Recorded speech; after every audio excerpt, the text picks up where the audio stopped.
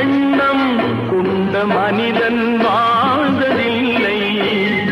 ஏன் என்ற கேள்வி இங்கு கேட்காமல் வாழ்க்கை இல்லை. நான் என்ற எண்ணம் கொண்ட மனிதன் வாழ்ந்ததில்லை.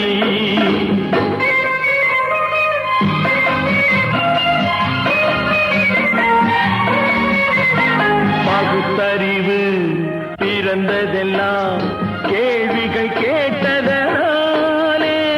பகுத்தறிவு பிறந்ததெல்லாம் கேள்விகள் கேட்டதனாலே. உரிமைகளை பெறுவதெல்லாம் உணர்வுகள் உள்ளதனாலே. உரிமைகளை பெறுவதெல்லாம் உணர்வுகள் உள்ளதனாலே.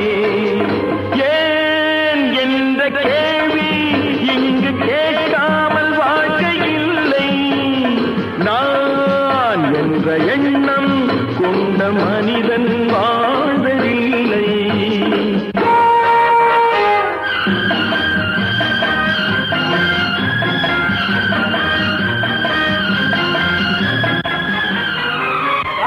இப்படியே உழைச்சுக்கிட்டே இருந்து இந்த கண்ணிக்கு மண்ணுக்கே எருவாக வேண்டியதானா? நம்ம சொன்னூருக்கு போறது எப்போ? உள்ள ஊட்டி முகத்தை பாக்குறது எப்போ? இன்னும் எத்தனை நாளைக்கு தான் பொறுமை இருக்கிறது? 1000 ஆண்டுகள் ஆகட்டுமே, நம் பொறுமையின் பொருள் மட்டும் விளங்கட்டுமே.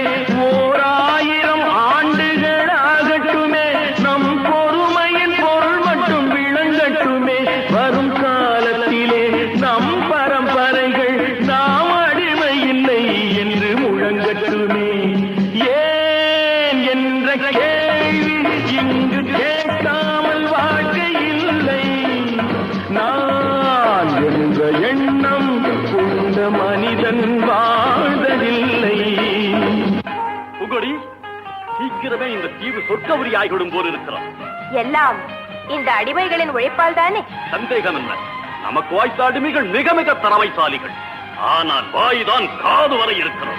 நீரோடைகள் கோடையில் காய்ந்திருக்கும், மழை காலத்தில் வெள்ளங்கள் பாய்ந்திருக்கும். நீரோடைகள் கோடையில் காய்ந்திருக்கும், மழை காலத்தில் வெள்ளங்கள் பாய்ந்திருக்கும். நம் கோள்வழியால் அந்த நாள் வரலாம், அன்று ஏழை எளியவர்கள் நலம் பெறலாம். முன்னேற்றம் என்பதெல்லாம் உழைப்பவர் உழைப்பதனாலே. கடமைகளை புரிவதெல்லாம் விடுதலை வேண்டுவதாலே. ஏன் என்ற கேள்வி இங்கு கேட்காமல் வாழ்க்கை இல்லை. நான் என்ற எண்ணம் கொண்ட மனிதன்